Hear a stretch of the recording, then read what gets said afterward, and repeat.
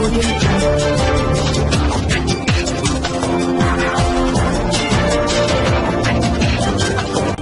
भारत, केवल खबरें और कुछ नहीं।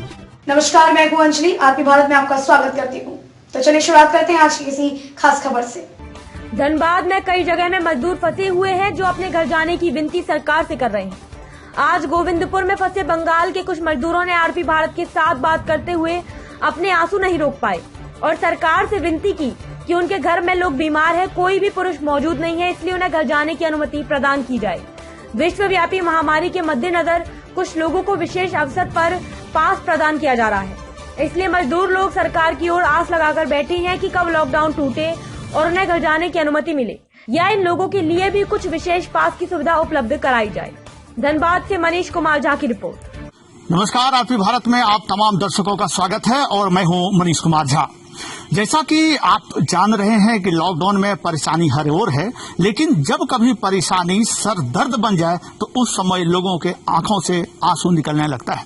आखिर ये वैश्विक महामारी है और इसका शिकार सभी हो रहे हैं।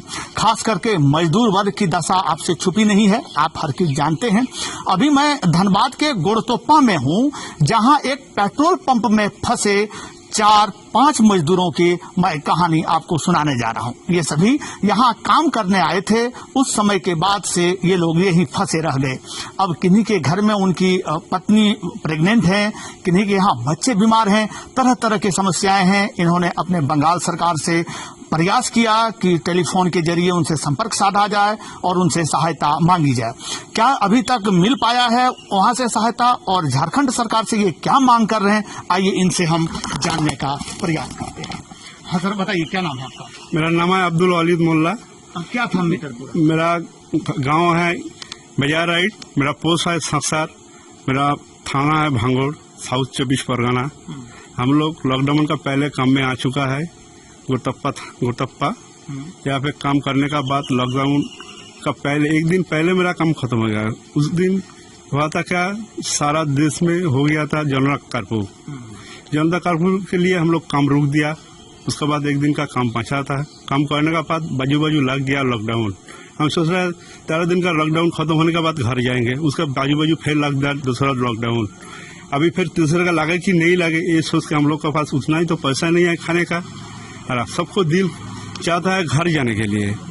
हम लोग का उतना तो पैसा तो नहीं है, हम लोग का पास घर कैसे जाएंगे? हम प्रशासन से मान रहे हैं, हम अनलीगल से नहीं जा सकते घर, हम लीगल से जाएंगे, ऐसी सोच के हम लोग बैठा है इधर। क्या आप अपने सरकार से संपर्क किए तो क्या जवाब मिला वहाँ से? सरकार से हम बगल वाला थाना से, मेरा घर से चाचा गया है, मेरा मासी का लड़का गया है, पूरा पूछ रहा है कि आप लोग घर कैसे आएंगे, जब पर्ची बनेगा जब खुलेगा तब आ सकते हैं, कैसे जाएंगे घर?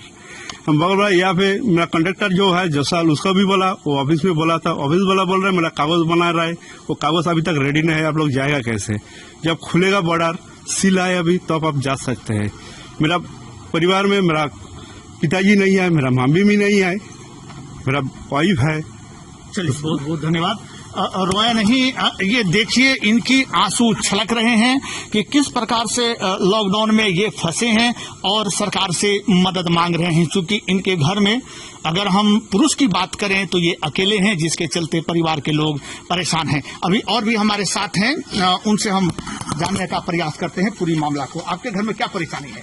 परेशानी है, मेरा बेबी का प्रेग्नेंट है, ठीक है, इसलिए काम में आया। और कोई वहाँ है नहीं घर में? घर में कहीं नहीं है। तो आप सरकार से क्या मांग करते हैं? सरकार मेरा ठेकेदार क्या कर रहा है हमको पता नहीं, ठीक है, इसलिए हमको कुछ नहीं बोल रहे। चलिए, बोलिए क्या नाम है आपका? मोहम्मद रेजाउल मोल्ला। हम लोग यहाँ काम करने आया था, लॉकडाउन हो गया, हम लोग घर नहीं जा सके। सरकार का मेरा आवेदन नहीं है। यहाँ क्या क्या सुविधा मिल रही है आपको खाने रहने का? सब मिल रहा है, लेकिन मोन नहीं मिल रहा है रहने के लिए। बहुत बहुत धन्यवाद। एक नवयुवक भी हमारे साथ हैं, उनसे हम जानने का प्रयास करते हैं। क्या नाम है आपका? मेरा नाम है साइन मोल्ला जी। आपके घर में तो कोई परेशानी नहीं होगी, आपको क्या दिक्कत हो रहा है? परेशानी बोलना मतलब मेरा मम्मी पापा घर में है, उसका दिक्कत हो रहा है, मैं अकेला हूँ, मैं बेटा, ठीक है। तो फोन से टेलीफोन से बातें होती है? बातें होती है तो। चलिए, बहुत बहुत धन्यवाद। ये जो बोलते बोलते भावुक हो गए, जो अपनी भावनाओं को व्यक्त कर रहे हैं घर से दूर, और अगर घरों में कोई समस्या हो तो आप समझ सकते हैं कि परेशानी क्या है।